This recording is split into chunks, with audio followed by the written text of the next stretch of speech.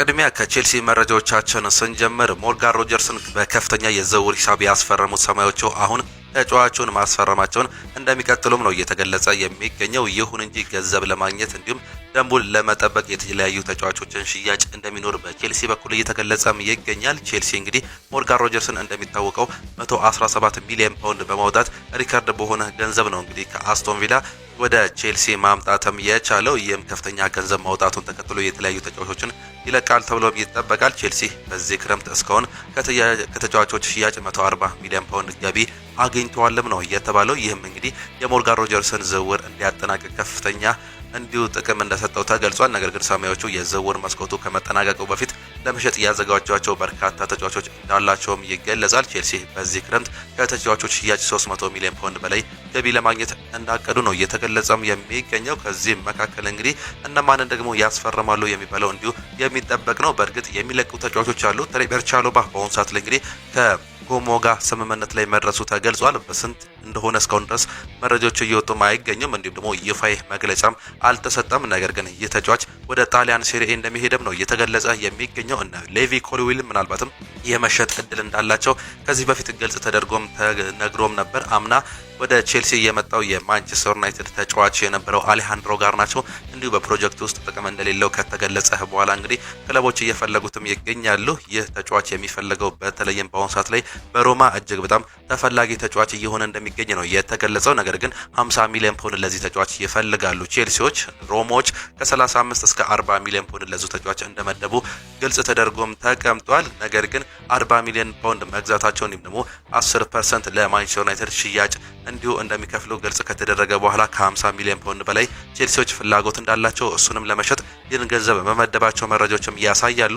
ይህ የ22 ዓመት ተጫዋች እንግዲህ ከማንቸስተር ዩናይትድ ሲለቅ በቼልሲ ቤት ትልቅ ተሰጥኦ ይኖረዋል እንዲሁም ደግሞ ራሱን ያሳድጋል ተብሎ የሚጠበቅም ተጫዋችም ነበር። ነገር ግን ባለፉት አንድ ዓመታት ውስጥ 1 ጎልና 3 አሲስት ብቻ ነው ማስመዝገብም የቻለው። ይህም እንግዲህ መጥፎ ሪካርድ መሆኑን ተከትሎ አሰልጣኝ ዣቪ አሎንሶ እሱን ከመጠቀም ይልቅ የተለያዩ ተጫዋቾችን ማሳደግ ወይም ደግሞ ልምድ ያላቸው ተጫዋቾችን ማምጣትም ይፈልጉም ነበር። በአሁኑ ሰዓት ላይ ደግሞ የሞርጋን ሮጀርስ መምጣት በዛ ቦታ ላይ ሁነኛ መፍትሄ ሆኖም ቀርቧል። በግራ ክንፍ ቦታ ላይ ሞርጋን ሮጀርስን ያስፈረመው የቼልሲ ፊርማ እንግዲህ በቀኝ ቦታ ላይ ደግሞ የተለያዩ ተጫዋቾችን እንዲሁ እንደሚጠቀሙም ይገለጻል። ከዚህ በፊት እንግዲህ እንደ ፔድሮ ኔቶ እንዲሁም ደግሞ ጆ ፔድሮ የመሳሰሉ ተጫዋቾችን በዛ ቦታ ላይ ሲጠቀሙም ተመልክተናል። ኮል ፓልመር ጭምር በዛ ቦታ ላይ ሲጫወት የተመለከትነውም ጉዳይ ነው። በዛ ቦታ ላይ ችግር የለባቸውም እና ስቲቫው ጭምር በዛ ቦታ ላይ ድንቅ እንቅስቃሴያቸውን ያሳዩ ተጫዋቾችም ናቸው። በግራ ክንፍ ነበር ችግራቸው፣ እሱንም በሞርጋን ሮጀርስ አሟልተውታል። ይህም እንግዲህ ለቼልሲ ትልቅ ነገር እንደሆነ ነው እየተገለጸም የሚገኘው። ቼልሲ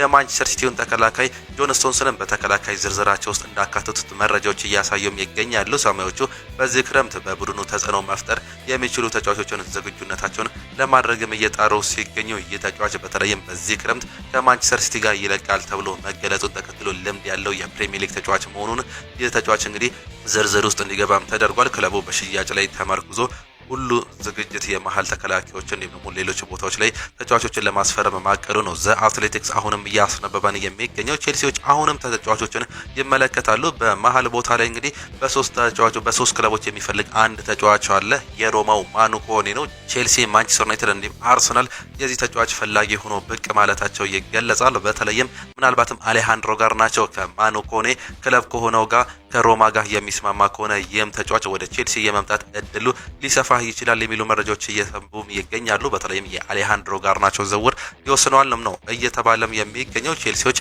አሁንም ላክሮዋን የግላቸው ለማድረግ እንዲሁ ከክሪስታል ፓላስ ጋር ሁለተኛ ድርድር መቅረባቸው ነው የተገለጸው። የፈረንሳይ ተጫዋች በቼልሲ ራዳር ውስጥም ይገኛል። አርሰናል በእርግጥ የዚህ ተጫዋች ፈላጊ መሆኑ ግልጽ ተደርጓል። ነገር ግን ምንም አይነት ድርድሮች ከአርሰናል ጋር አልተጀመሩም። ይህንን ክፍተት በመጠቀም አሁንም ቼልሲዎች እንግዲህ የግላቸውን ለማድረግ እንደሚሞክሩም ነው የተገለጸው። አሰልጣኝ ዣቪ አሎንሶ የሚፈልጋቸው ተጫዋቾችን አሁንም እያስፈረመም ነው የሚገኘው። እሱን ለማሳካት ሲሉ እንግዲህ ላክሯ በተከላካይ ቦታ ላይ የትሬቨር ቻሎባ ትክክለኛ ተተኪ አድርገው እንደሚመለከቱትም ነው መረጃዎችም እየወጡም የሚገኙት።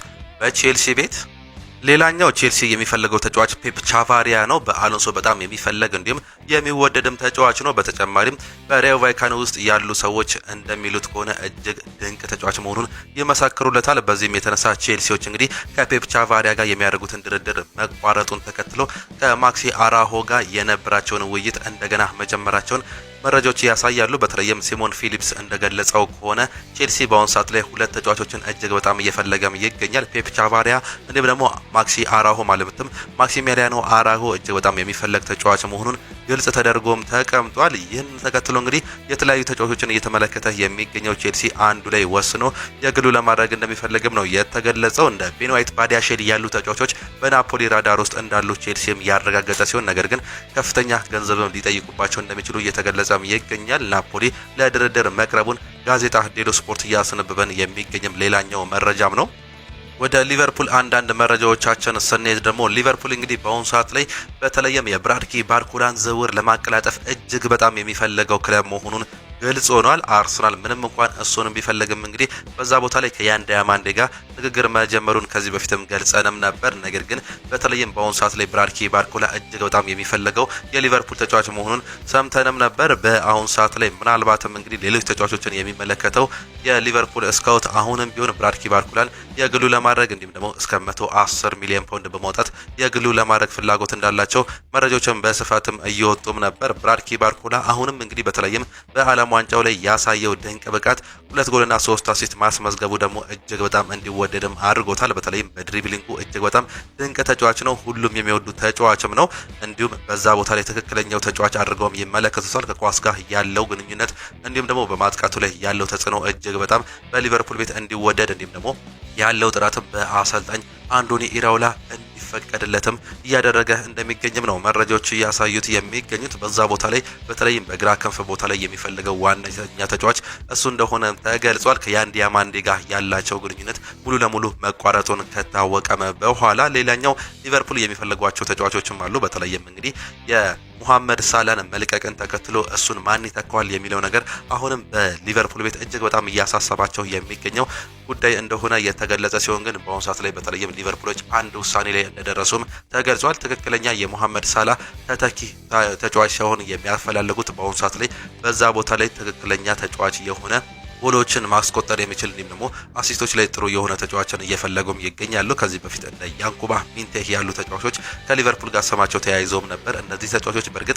ሃይ ፐርፎርማንስ ላይ ደርሰውም አይደለም፣ ነገር ግን ወደፊት ይለወጣሉ የሚል እምነት እንዳላቸው ከተገለጸም በኋላም ነው። እናም በዛ ቦታ ላይ የተለያዩ ተጫዋቾችን አሁንም ስካውቶች እየመረጡ እንደሚገኙም ነው እየተገለጸም የሚገኘው። እሱ በሊቨርፑል ቤት እጅግ በጣም አስጨናቂው ጉዳይ ነው። ሌላኛው የኮዲ ጋክፖ ጉዳይም አሁንም ይነሳል። ይህ ተጫዋች እንግዲህ የሚፈለግ ተጫዋችም ነው። ነገር ግን አንዶኒ ኢራውላ አንድ ነገርን ይፈልጋሉ። በቲም ውስጥ መሯሯጥን፣ ቦታ ከቨር ማድረግን፣ ማጥቃት መከላከልን እጅግ በጣም የሚወድና የሚፈልግም አሰልጣኝ ነው። በዚህም የተነሳ ምናልባትም ኮዲ ጋክፖ ይህ ጥያቄ ይነሳበታልም ነው የሚባለው። ይህ ተጫዋች ወደ ሌሎች ክለቦች የሚሄድ እድል እንዳለውም መረጃዎች እየወጡም ይገኛሉ። አይነኬ ተብሎ ከሚገለጹ ተጫዋቾች ዝርዝር ውስጥ አለመኖሩን ተከትሎ ይቆያል ይሄዳል የሚለው ነገር እስካሁን አለመረጋገጡ መረጃዎች እያሳዩም ይገኛሉ። በተለይም እንደ ብራድኪ ባርኮላ ያሉ ተጫዋቾች በዛ ቦታ ላይ የሚመጡ ከሆነ የመልቀቅ እድል ይኖረዋልም ነው እየተባለም የሚገኘው። ፍሬድሪኮ ኬዛም እንዲሁ በፕሪሲዝኑ ላይ መቆየት እፈልጋለሁ፣ ነገር ግን አሰልጣኙ በእኔ እምነት ከሌለው ወደ ሌሎች ክለቦች መሄድም እፈልጋለሁ ሲልም ይገልጻል። ይህ ተጫዋች በጁቬንቱስ ቤት ድንቅ ጊዜውን አሳልፎ ነበር። ከዛም በኋላ በጉዳት ምክንያት ግን የእግር ኳስ ህይወቱ ተበላሽቶ እንግዲህ ከቤንች እየተነሳ የተጠባባቂ ተጫዋች ሆኖ መቀጠሉን እየተመለከትን እንገኛለን። ይህ እንዳሳዘነው ከዚህ በፊትም ገልጾም ነበር። በተለይም በአሰልጣኝ አርኔ ስሎት ስር እጅግ በጣም ተከፍቶ እንደነበረም ገልጿል። ምንም እንኳን ጎሎችን ቢያስቆጥርም ተቀይሮ ገብቶ እንዲሁም ጥሩ እንቅስቃሴዎችን ቢያሳይም አሰልጣኝ አርኔ ስሎት እሱን የሚያምኑበት ተጫዋች እንዳልነበረም ገልጾም ነበር። በአሰልጣኝ አንዶኒ ኢራኦላ ስር ግን ይህ ነገር ይለወጣል የሚል እምነት እንዳለውም ነው እየገለጸም የሚገኘው። ይህ በፕሪሲዝኑ እንዲቆይ ከዛም በኋላ ውሳኔዎችን እንዲወስን ያደርገዋል የሚል መረጃዎች ተደጋጋሚም እየወጡም ይገኛሉ። በአማካይ ቦታ ላይ የአሌክሲ ማካሊስተር ጉዳይ አልተረጋገጠም። ሪያን ግራቨንበርች እንዲሁም ደግሞ ዶሚኒክ ሶቦዝላይን የያዘው የአማካይ ስፍራ እንግዲህ እነዚህን ሁለቱን ተጫዋቾች ኮንትራት እያስፈረመም ይገኛል። በተለይም ዶሚኒክ ሶቦዝላይ 4 ዓመት ኮንትራት መፈረሙን እናስታውሳለን። ከአሁን በኋላ ደግሞ ምናልባትም የማካሊስተር ጉዳይ ያልተረጋገጠ ቢሆንም አዲስ ኮንትራት የሚያቀርብለት ከሆነ ተጫዋቹ የመቆየት ፍላጎት አለው። ነገር ግን በሊቨርፑል ሕግ መሰረት 29 ዓመት የሞላውና ከዛ በላይ የሆነ ተጫዋችን እንግዲህ ብዙ ጊዜ 1 ዓመት ወይም ደግሞ 2 ዓመትም ነው ኮንትራት የማስፈረም ፍላጎትም ያላቸው። ይህም እድሜያቸው የሚገፉ ተጫዋቾችን በክለብ ውስጥ ላለማቆየት ወይም ደግሞ ኢንቴንሲቲያቸው ዝቅ ይላል የሚል እምነት ስላላቸው በዚህም የተነሳ ከአሌክሲ ማካሊስተር ጋር ያለው ጉዳይ እስካሁን አለመጠናቀቁ መረጃዎችም እያሳዩም ይገኛሉ። አባቱ ከዚህ በፊት አንድ ነገርን ተናግሮም ነበር። ሊቨርፑል እስካሁን ድረስ ምንም አይነት ኮንትራት አላቀረበልንም፣ ይህም እጅግ በጣም ቅር አሰኝቶናል ሲሉ ገልጸው እንደነበር የምናስታውሰውም ጉዳይ ነው። ምናልባት ይህ ተጫዋች የሚለቅ ከሆነ ደግሞ የበርነማውዙ ተጫዋች አሌክስ ስኮት ከሚፈለጉ ተጫዋቾች መካከል አንደኛው መሆኑም ተገልጿል። አሰልጣኝ አንዶኒ ኢራኦላ መምጣቱን ተከትሎ እኔ ላንተ ሁሉ ነገር ማድረግም እፈልጋለሁ፣ የምትፈልገኝ ከሆነ እመጣለሁ ሲል ቃል ገብቶለት እንደነበር ይታወሳል። ይህ ምናልባትም እንግዲህ ሊቨርፑሎች የሱ ተጫዋች ፈላጊ ሆነው ብቅ የሚሉ ከሆነ ያለ ጥርጥር ሊቨርፑል ቅድሚያ የሚሰጠው ክለብ እንደሆነ ፍንጭ ሰጥቷልም ሲሉ መረጃዎችም አሳይተውንም ነበር። ሊቨርፑሎች በዚህ ቦታ ላይ እንግዲህ የተለያዩ ነገሮችን እየሰማንበት የምንገኝበትም ቦታ ነው።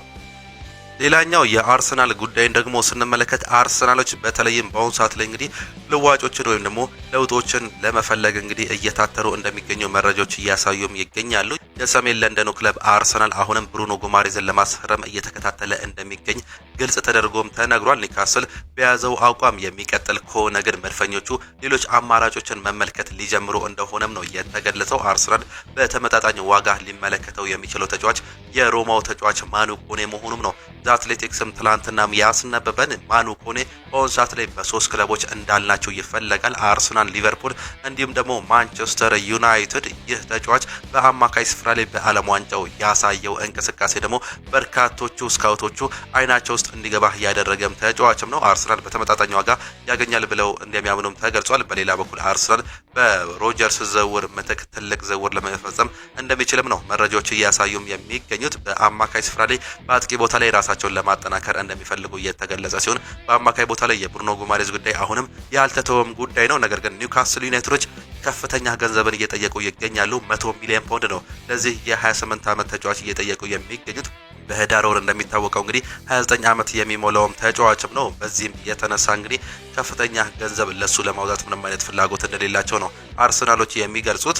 እርግጥ የሚፈልጉት አንድ ነገርም አለ፣ ትክክለኛ ተጫዋች እንዲሁም ደግሞ ቤስት 11 ውስጥ ተመጣጣኝ ሆኖ መግባት የሚችል ተጫዋችን ይፈልጋሉ። በዚህም ነበር እንግዲህ ብሩኖ ጉማሬዝን መመልከትም የቻሉት። ከዚህ በፊት እንግዲህ ሳንድሮ ቶናሊን ተመልክተውት እንደነበር እናስታውሳለን። ነገር ግን 100 ሚሊዮን ፓውንድ መመደቡን ተከትሎ ለሱ ከዝውውሩ መውጣቱን እናስታውስም ነበር። አሁንም ደግሞ ብሩኖ ጉማሬዝን እስከ 65 ሚሊዮን ፓውንድ እናገኘዋለን ብለው ቢመለከቱም የተለያዩ ታላላቅ ተጫዋቾችን እያጡ የሚገኙ ማክፓይሶቹ ይህን ተጫዋች ላለማጣት ሲሉ ከፍተኛ ገንዘብ እየጠየቁም ይገኛሉ። ይህ የሆነበት ዋነኛ ምክንያት እንግዲህ የኮንትራት መቅደጃ ሂሳብም የለውም፣ ማለትም ደግሞ ሪሊዝ ኦን የሚባል የሱ ኮንትራት ላይ እንደሌለም ነው የተገለጸው። በዚህም የተነሳ ኒውካስል ዩናይትዶች ለዚህ ተጫዋች የሚፈልጉትን ገንዘብ መጥራትም ይችላሉ። ከዚህ በፊት እንግዲህ በተለይም ዩሪ ቲሌማንስ ወደ ማንቸስተር ዩናይትድ የመጣበትን ዋጋ እናውቀዋለን። ይህ ሪሊዝ ክሎዝ የነበረው ተጫዋችም ነው። እንደዚህ አይነት ሪሊዝ ክሎዝ ቢኖረው ኖሮ ብሩኖ ጉማሬዝ ከባድ አይሆንም ነበር። የሚባለውን ገንዘብ ከፍለው የማስለቀቅ ፍላጎት ወይም ደግሞ እድል ይኖራቸውም ነበር አርሰናሎች። ይህ ነገር ግን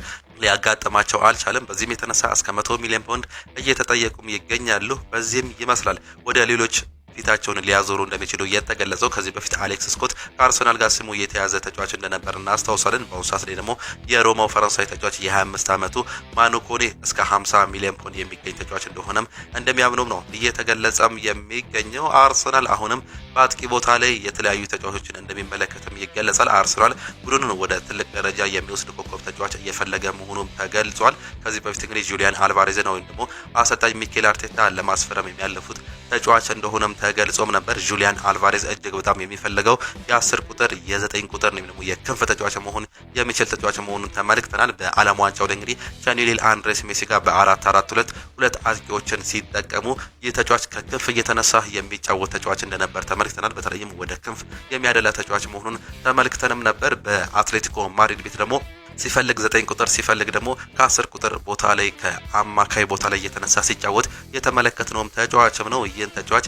አልሸነፍ ባይነቱ፣ ጉልበቱ፣ ኢንቴንሲቲው እንዲሁም ደግሞ ድሪብሊንጉና የመጨረስ አቅሙ ፊኒሺንጉ እጅግ በጣም ድንቅ የሆነ ተጫዋች መሆኑን ተከትሎ አርሰናሎች እጅግ በጣም የሚፈልጉት ተጫዋች እንደሆነም ግልጽ ተደርጎም ተቀምጧል። ነገር ግን አትሌቲኮ ማድሪዶች ይህን ተጫዋች ከ150 ሚሊዮን ፓውንድ በታች እንደማይሸጡትም ግልጽ አድርገውታል። ባይለቅ ደስ ይላቸዋል። ነገር ግን ተጫዋቹ በግዴታ አለቀቁኝ የሚል ከሆነ ወደ ባርሴሎና ከመላክ ይልቅ ወደ ሌሎች ሊጎችን መላክም ይፈልጋሉ። በዚህም የተነሳ አርሰናል እንዲሁም ደግሞ ፓሪስ ሳን ጀርሜን እድል እንዳላቸው ነው መረጃዎችም እየጠቆሙም የሚገኙት። በተለይም ፓሪስ ሳን ጀርሜኖች ጎንካሎ ራሞስን ወደ ኤሲ ሚላን በ70 ሚሊዮን ፓውንድ መላካቸውን ተከትሎ ሌሎች አጥቂዎችን ሊመለከቱም ይችላሉ።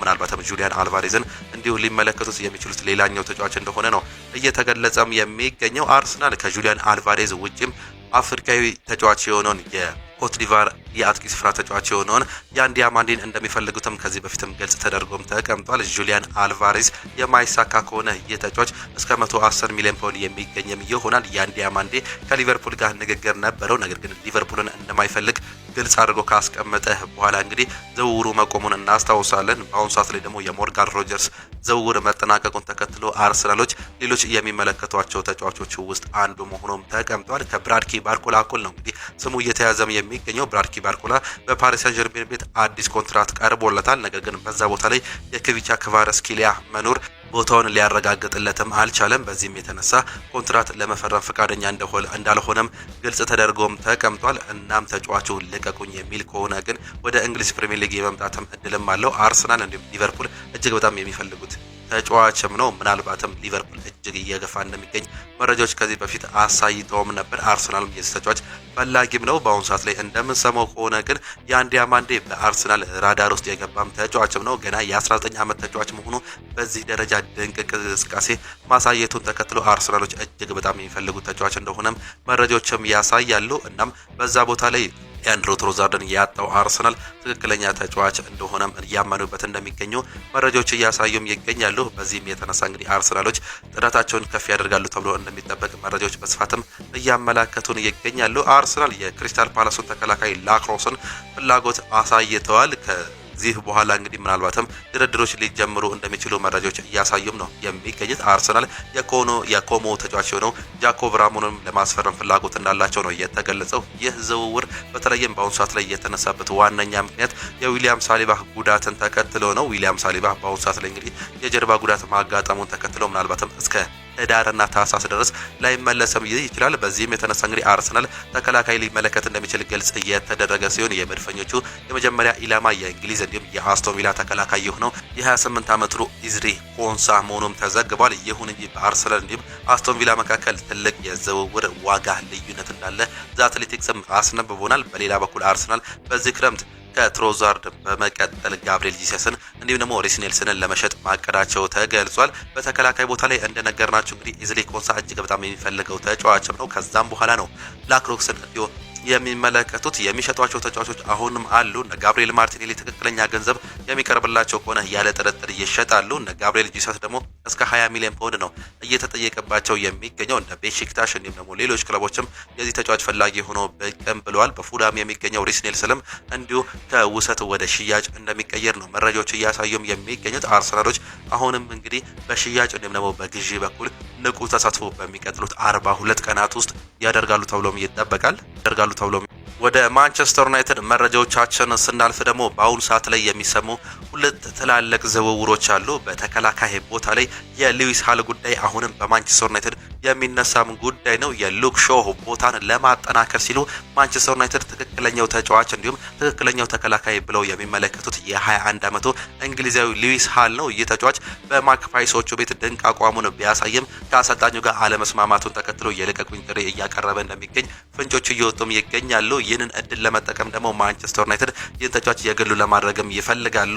አንድ ትልቅ ችግር የሚሆነው ማክፓይሶቹ የተለያዩ ትላልቅ ተጫዋቾችን እያጡም ይገኛሉ። ሳንድሮ ቶናሊን በመቶ መሸጣቸውን እናስታውሳለን። አንቶኒ ጎርደንን ወደ ስፔን ላሊጋ በ80 ሚሊዮን ፓውንድም ሸጠውታል። በአሁኑ ሰዓት ላይ የብሩኖ ጉማሬዝ ጉዳይ እስካሁን አልተረጋገጠም። እንዲሁ ሉዊስ ሃል ደግሞ የሚደገምባቸው ከሆነ ቲማቸውን የሚያጡትም ይሆናሉ። ለመፎካከርም እጅግ በጣም ከባድም ያደርግባቸዋል። በዚህም የተነሳ የሚፈልጓቸውን ትላልቅ ተጫዋቾች እንግዲህ ከፍተኛ ገንዘብ ነው እየጠየቁባቸው የሚገኘው። የቲኖ ሊቨርማንቶ ጉዳይ እንግዲህ ከማንቸስተር ሲቲ እንዲሁም ደግሞ ከአርሰናል ጋር ከዚህ በፊት ስሙ ሲያዝ ቆይቶ እንደነበር እናስታውሳለን። ጉዳት ከማጋጣሙ ወይም ደግሞ ከመጎዳቱ በፊትም ማለት ነው። በአሁኑ ሰዓት ላይ ግን ይህ ዝውውር እንደቆመ መረጃዎችም ያሳያሉ። የሉዊስ ሃል ጉዳይ ግን እንደ አዲስ ነው እያገረሸም የሚገኘው። ማንቸስተር ዩናይትድ ትክክለኛ ተከላካይ ብለውም ያስቡታል። የሉክ ሾው ተተኪ በክለብ ውስጥ የለም። በተለይም የፓትሪክ ዶርጉ እንደ አጥቂ ይታያል መባሉን ተከትሎ በዛ ቦታ ላይ ራሳቸውን ማጠናከርም ይፈልጋሉ ማንቸስተር ዩናይትዶች። በእርግጥ ፓትሪክ ዶርጉ ሲመጣ እናስታውሳለን ዊንግ ባክ እንጂ ፉል ባክ እንደነበር የምናስታውሰው ጉዳይ ነው። አሰልጣኙ ደግሞ ማይክል ካሪክ በአሁኑ ሰዓት ላይ የተጫዋች ፉል ባክ መሆንም አይችልም ግራ ክንፍ አጥቂ እንጂ ሲሉ መግለጻቸውን ተከትሎ እንግዲህ በዛ ቦታ ላይ ትክክለኛ ተጫዋች እየፈለጉ ሲገኙ ይህ የ21 ዓመት ተጫዋች እንግዲህ ትክክለኛ የሉክ ሾው ተተካይም ብለውም ያስቡታል። በተለይም በሚቀጥለው ዓመት በአውሮፓ ሻምፒዮንስ ሊግ መሳተፋቸው በእንግሊዝ ፕሪሚየር ሊግ ኤፍ ኤ ካፕ እና ሌሎች የሊግ ጨዋታዎች መኖራቸውን ተከትሎ እንግዲህ ትልቅ ጫና ይኖርበታል ተብሎ ይጠበቃል። ምንም እንኳን አምና 38 ጨዋታዎችንም ቢያደርግም ሉክ ሾው የጉዳት ዝርዝሩ ይታወቃል።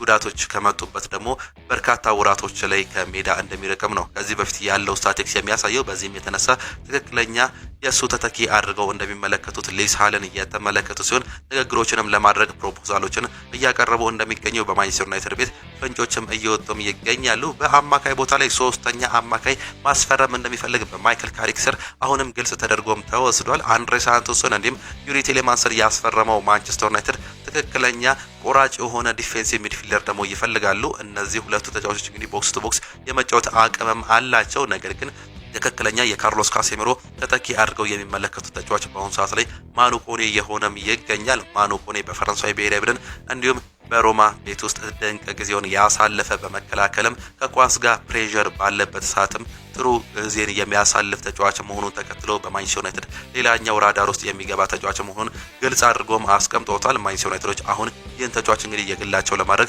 ብዙ ጥረቶች እንደሚያደርጉ ነው እየተገለጸ የሚገኘው። በእርግጥ በዝውውሩ ብቸኛም አይደለም፣ ትልቅ ፉክክር ይጠብቃቸዋል። በአሁኑ ሰዓት ላይ አርሰናል አለ፣ እንዲሁም ሊቨርፑሎችም የሱ ተጫዋች ፈላጊ ሆነው ብቅ እያሉም ይገኛሉ። ቼልሲም እንዲሁ በተለይም አሌሃንድሮ ጋርናቾን የሚለቅ ከሆነ እሱንም የግላቸው ለማድረግ ሙከራዎች እንዳሉ ነው መረጃዎች እያሳዩም የሚገኙት። በዚህም የተነሳ ምናልባትም ማኑ ኮኔ የፉክክር ሪከርዱን ከበለጡ ምናልባትም ወደ ማንቸስተር ዩናይትድ የመምጣት እድል እንዳለው ነው መረጃዎችን በግልጽ እያሳዩም የሚገኙት። ማንቸስተር ዩናይትዶች የአማካይ ስፍራ ተጫዋች አሁንም እንደሚመለከቱም ተገልጿል። የሊሳንድሮ ማርቲኔዝ ጉዳትን ተከትሎ በተከላካይ ቦታ ላይም እንዲሁ ሊያጠኑበት እንደሚችሉ ነው የተገለጸው። የጉዳት ሪከርዱ መጥፎ እየሆነ ይገኛል። ይህ አርጀንቲናዊ ተጫዋች በፍጻሜው ጨዋታም እንዲሁ በጉዳት ምክንያት ተቀይሮ መውጣቱን እናስታውሳለን።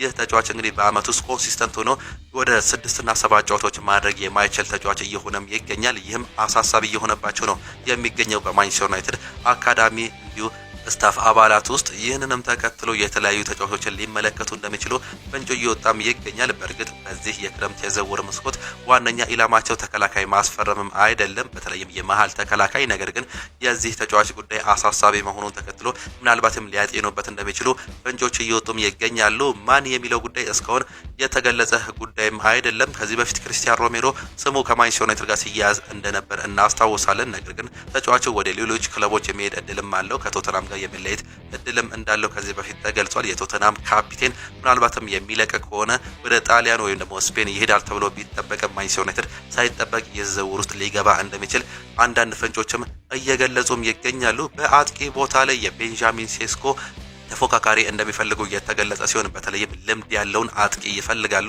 ከዚህ በፊት የተለያዩ ስሞችን ሰምተናል። በተለይም አምና እንግዲህ እንደ ኦሊ ዋትኪንስ ያሉ ስሞች ከማንቸስተር ዩናይትድ ጋር ስማቸው ተያይዞም ነበር። በአሁኑ ሰዓት ላይ አሁንም ቢሆን እንግዲህ ማንቸስተር ዩናይትዶች 28፣ 29፣ 30 እድሜ ላይ የሚገኝ ልምድ ያለው አጥቂ እንደሚፈልጉም ግልጽ ሆኖ መጥቷል። እሱን ለማደራጀት እሱን ለማሳደግ እንዲሁ ይጠቅማል ብለው እንደሚያምኑ ነው መረጃዎች እየወጡም የሚገኙት። የማርከስ ራሽፎርድ ጉዳይ አሁንም ቢሆን ፍንጭ የወጡ ሲሆን ምናልባትም ማርከስ ራሽፎርድ በሚቀጥለው ዓመት ከማንቸስተር ዩናይትድ ጋር የመቆየት እድሉ እጅግ በጣም ሰፊ ነው ተብሎም ይጠበቃል። ከአሰልጣኝ ማይክል ካሪክ ጋር ቀጠሮ ይዟል ለመወያየት። እናም የተጫዋች በማንቸስተር ዩናይትድ ቤት እንደሚቆይ ግልጽ ተደርጎ እንደተገለጸም ነው መረጃዎች እያሳዩም የሚገኙት። ማንቸስተር ዩናይትዶች አሁንም ቢሆን እንግዲህ የተለያዩ ተጫዋቾችን እየተመለከቱ ሲገኙ በሽያጭም ሆነ በግዢ የተለያዩ ተጫዋቾችን እንዲሁ እንደሚመለከቱም ነው የተገለጸው። በሽያጭ በኩል እንደ ጆሹዋ ዚርክዚ፣ አልታይ ባይነር እንዲሁም ደግሞ ራዲክ ቪቴክ የመሳሰሉ ተጫዋቾች ከክለቡ ጋር እንደሚለቁ ግልጽ ተደርጎ ከተቀመጠም በኋላ ዝውውሮችን አሁንም